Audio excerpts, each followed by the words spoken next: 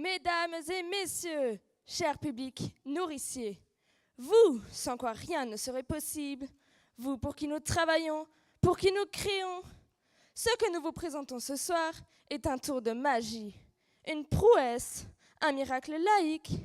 Oui, mesdames et messieurs, ont été mis au défi durant 6 jours, plus de 50 marmots et marmottes, logés en tente, sous pluie, élevés en milieu hostile et humide, sachant à peine parler et se mouvoir, accompagnés d'une équipe artistique moribonde, de saltimbanques sur le déclin, encadrés par une équipe d'animation à peine sortie de la puberté, ont toutes et tous été enfermés durant une trentaine d'heures dans cette salle sombre pour ça.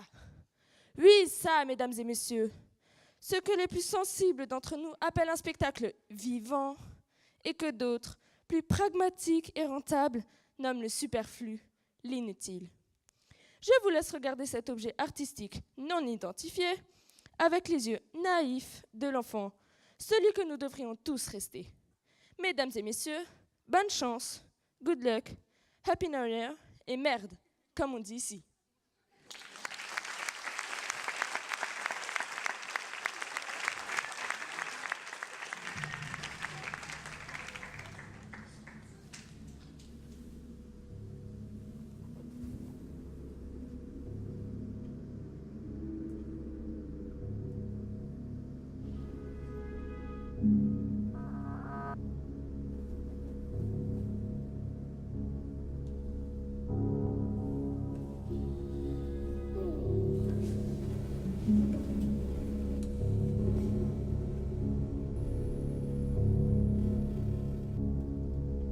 Comme d'habitude, vous me direz. Jamais les deux puissances ennemies n'auraient imaginé pays aussi compliqué. D'ailleurs, on se demandait si la France se battait pour récupérer l'Alsace à l'Allemagne. Ou l'Allemagne pour la refourguer à la France.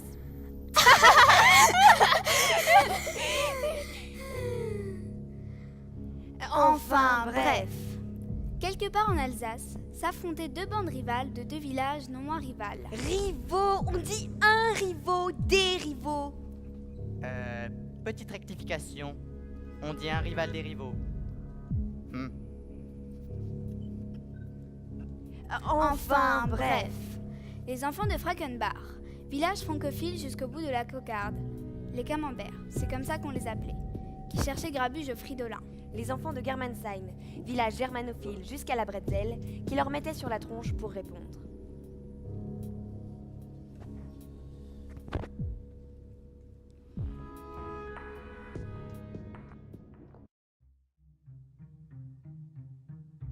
Ils se sont mis à gueuler comme des veaux, à nous foutre des pierres et à nous montrer des tricks. Ils nous ont traités de cons, d'andouilles, de voleurs, de cochons, de pourris, de crevés, de merdeux, de couilles molles. Couilles molles? Celle-là, elle est bien trouvée. Normal pour des camemberts. Couilles molles, couilles molles. Mais qu'est-ce qu'ils ont redit là-dessus? Là-dessus, ils ont déguerpi comme des lapins. Ils étaient pas en nombre. On leur aurait foutu la pile s'ils étaient restés. Ils vous ont traité de couilles molles? Et vous avez rien trouvé à redire? Voilà, je vous dis maintenant, moi, que si nous ne sommes pas des andouilles, des gens foutrés des lâches, on leur fera divorce sur des couilles molles. Papa, qu'est-ce que c'est que ça, des couilles molles? Des couilles molles, on sait bien ce que c'est, Pardine, puisque tout le monde en a, même le Miro disait, et qu'elles ressemblent à des marrons sans bogue. Mais couilles molles, couilles molles. Sûrement que ça veut dire qu'on n'aidait pas grand-chose. Parce que hier, en rigolant avec Narcisse, notre meunier, je l'ai appelé couille molle comme ça pour voir. Et mon père, que je l'avais pas vu et qui passait justement sans rien me dire, m'a foutu aussitôt une bonne paire de claques. Alors, bon Dieu, y a pas à rebeuiller plus longtemps. Ouais, c'est une expression qui avait cours au siècle dernier dans la famille des classes populaires. Cela vient du verbe beuiller qui signifie simplement regarder avec un étonnement niais. Allez, reprends. Alors, bon Dieu, il n'y a pas à rebeuiller plus longtemps. Il n'y a qu'à se manger.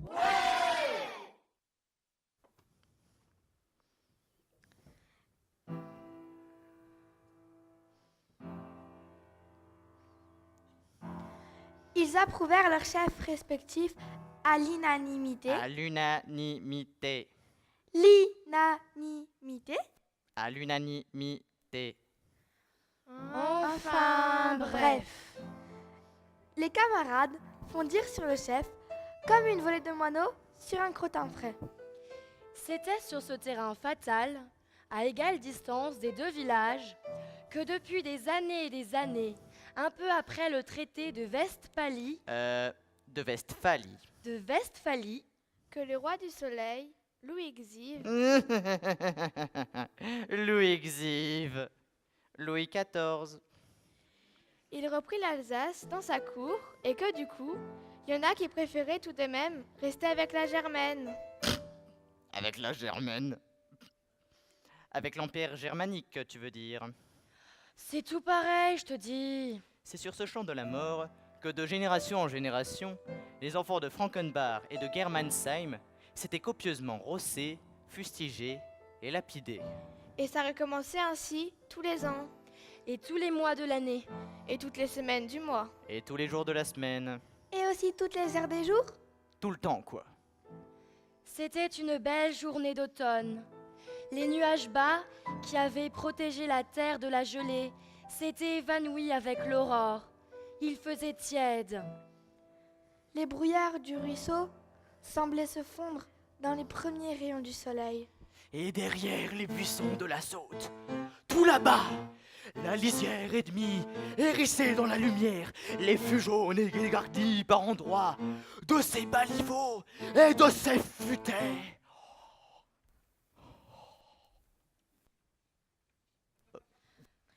Enfin, bref, un beau jour pour se battre, quoi.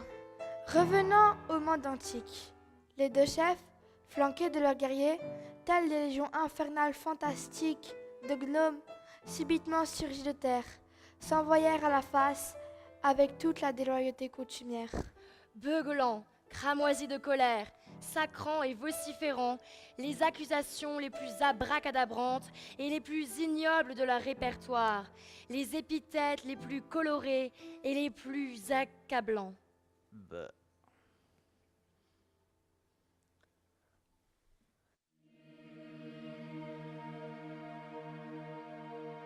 Hé, tu t'en souviens quand ta mère elle pétait dans le ratat pour te faire de la sauce? Et quand la tienne de mère, elle demandait les sacs aux châtreurs de taureaux pour te les faire bouffer en salade. Rappelle-toi le jour où ton père disait qu'il y aurait plus d'avantages à élever un faux qu'un vilain merde comme toi.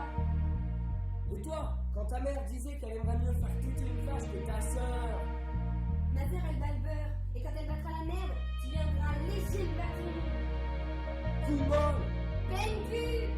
Couille molle. Peine cul. Montre-toi donc, hé grand fendu, plutôt feignant pourri. Si t'es pas un lâche, montre-la ta gueule de peine cul. Hé, grande crevure, approche un peu, toi aussi, pour voir si tu coules du camembert. Trouille molle.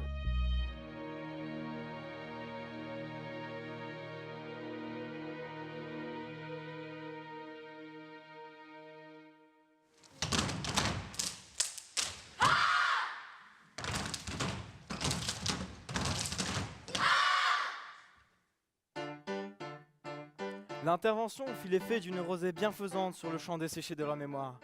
Des lambeaux de phrases, des morceaux de qualité, des débris de citoyens se réajustèrent, se replâtrèrent. Et, petit à petit, ils se souvinrent alors de leurs vrais ancêtres les Gaulois. Enfin, leurs vrais ancêtres, selon eux, puisque, comme vous ne l'ignorez point, anthropologiquement, si l'on remonte au premier Crétacé, Les adversaires en présence s'injuriaient, se défiaient, s'invitaient à s'approcher, se traitaient de lâches et de froussards, puis se criblaient de pierres pour recommencer encore. et pan sur le dos, et pan sur la gueule, et pan sur la ratelle, et pan sur le rable, et pan sur les guiboles. De la tête, des pieds, des mains, des coudes, des genoux, des reins, des dents, cognant, ruant, sautant, giflant, tapant, boxant, mordant. Ils se débattaient terriblement, culbutant les uns, déchirant les autres. Éborgnés, giflés, bosselés. Tantôt, les uns prenaient le dessus, Tantôt, par une pointe hardie, les autres le reprenaient. un peu comme leur père, leur oncle, leur grand-père, dans la foutue vraie guerre des tranchées. Sauf que, eux, ils meurent pour de vrai.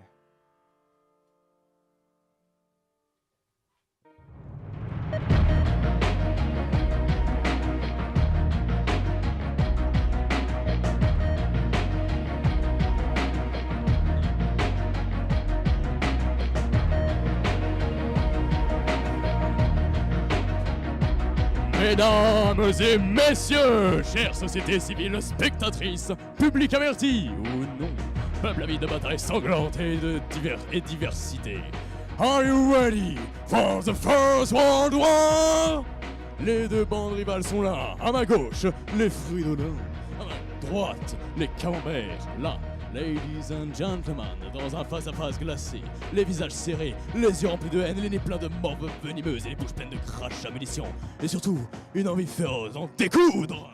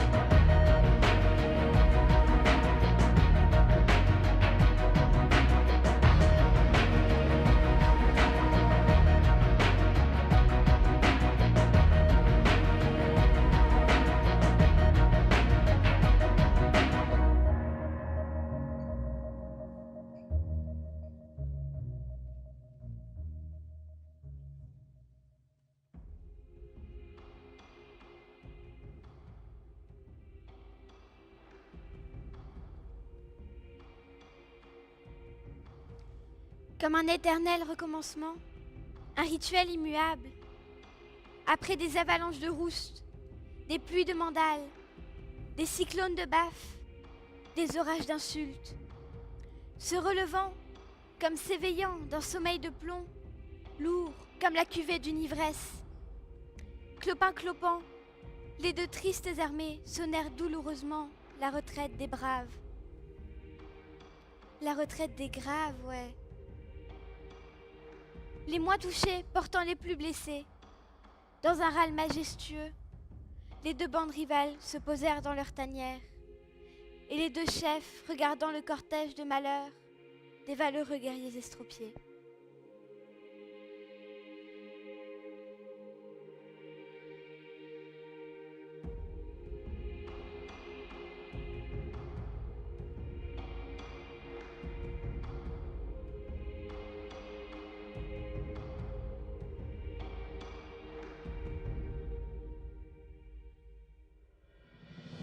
Trop de pertes inutiles, de gueules cassées, de frocs déchirés, de chiffons arrachés, pour rien à leur coup. Combien de temps va-t-on encore s'entre-fracasser, s'insulter, se briser les os, se flanquer des salades là où Skuldo en perd son nom? Mort au fridolin! Mort au camembert! Hé chef, t'as vu comment on leur a mis à ces boss, à ces fils de frites? C'est pas des boches, c'est pas des fils de frites non plus. Regarde-les bien, imbécile, ils te ressemblent. Quoi? Moi? Ressembler à ces boulons, ces cochons sales? Jamais! Qu'est-ce qu'on va devenir avec eux? Eux, c'est comme nous, même pas une coudée qui nous sépare. Et cette guerre, est-ce la nôtre? Tu le sais, toi? Chef, qu'est-ce qui t'arrive? La frousse a eu raison de toi. T'as le trouillomètre à zéro. Le chef poule mouillé, le chef poule mouillé, le chef poule mouillé, le chef poule mouillé, le chef poule mouillé, le chef poule mouillé, le chef poule mouillé. Bande de sombres abrutis, suiveurs sans cervelle. Je réfléchis, c'est tout. Après une dure bataille, les grands chefs de guerre réfléchissent. Ah ouais? Et à quoi? À comment leur reflanquer la même branlée mémorable? Pas forcément. Il peut aussi se dire que tout ça c'est bien moche, que ça fait pas forcément nos affaires. Comment ça? Quelles affaires tu parles, chef? Qu'on est que des enfants après tout. Et qu'on y pourrait se faire un petit peu de sous plutôt qu'à se foutre sur la gueule. Ou se faire des cabanes sans qu'on nous les casse. Jamais de la vie avec ces camemberts cramoisis. Y'a que la trique qui puisse parler. Qui l'a déclaré cette guerre? Tu le sais, toi? Qui d'entre vous le sait? Personne. Vous la faites comme ça, sans savoir, parce que soi-disant faut la faire. On s'en fout de savoir qui l'a déclaré. Et même pourquoi.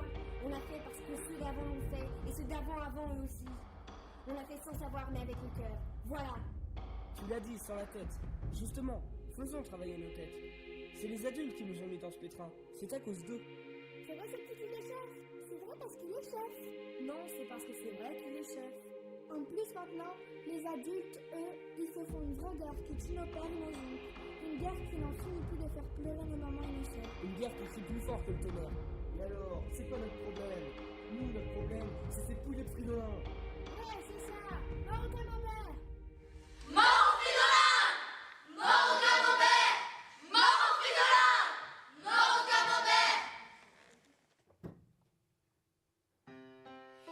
suffisait de regarder les deux chefs pour comprendre leur opposition. Ils étaient tellement différents. Le contraire, l'inverse l'un de l'autre, qu'aucun n'aurait parié un bouton, enfin, un chiffon, sur une quelconque once de je ne sais pas moi, de parlotte. Ce n'est pas qu'ils étaient les deux faces opposées d'une même pièce. Ils étaient deux pièces tellement différentes qu'ils ne pouvaient se convertir l'une à l'autre, s'échanger l'une avec l'autre. Rien de tout cela. Elles étaient faites pour se concurrencer, se faire une guerre sans merci. Et pourtant, ne dit-on pas que depuis que l'amour a ses raisons, que la raison l'ignore ?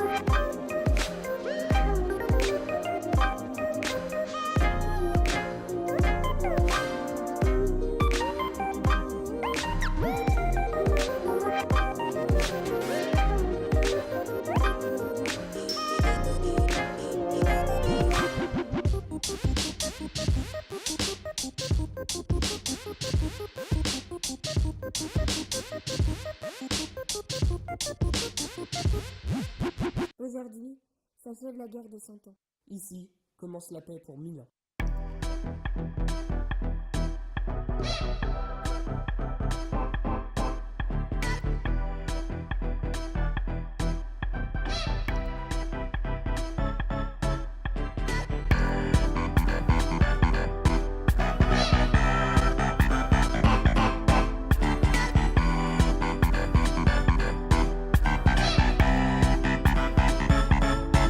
Can you dance to this?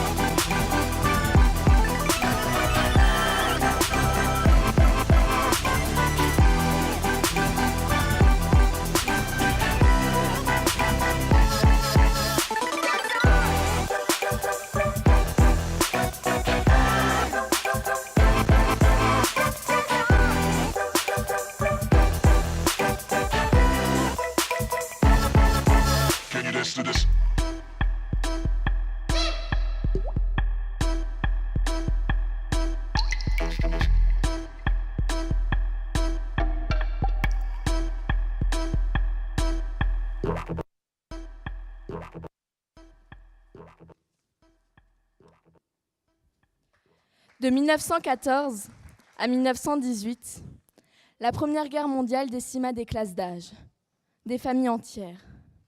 Elle fit même disparaître des villages de la carte. Tous et toutes sacrifiés sur l'autel de la gloire. Elle meurtrit de ses obus, de ses lance-flammes, de ses gaz et de ses chars, une Europe balafrée à tout jamais. Mais que reste-t-il dans nos mémoires? Des images en noir et blanc? Des noms sur nos monuments aux morts? D'autres placardés sur nos places et nos rues? Beaucoup d'entre nous se disent que la pluie d'hier ne nous mouille pas, mais peu se disent que nous ne sommes pas à l'abri. Car le monstre qui a provoqué la guerre hier est encore vivant aujourd'hui. Il s'appelle haine, intolérance, racisme, jalousie, vanité, argent, pétrole, pouvoir.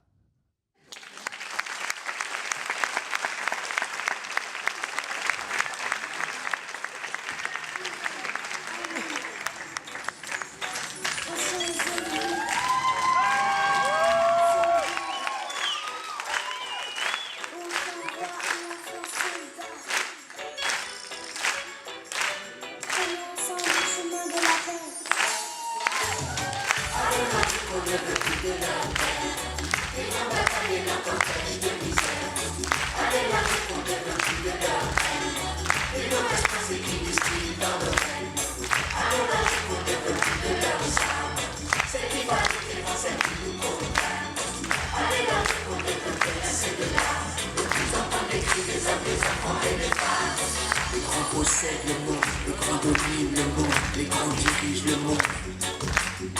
Les grands détruisent le monde, les grands exploitent le monde, les grands maltraitent le monde.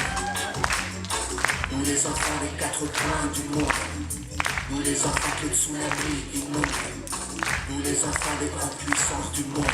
Nous les enfants du monde. Allez, là, qu'on lève le prix de leur terre, les grandes batailles et leurs cortèges de misère. Allez, là, qu'on lève le prix de leur terre, et nos responsables qui distillent dans nos veines. Allez, là, qu'on lève le prix de leurs armes, c'est qui fabriquent les concepts qui nous condamnent. Allez, là, qu'on lève le cœur, c'est de l'âme, de plus en plus des cris des hommes, des enfants et des femmes.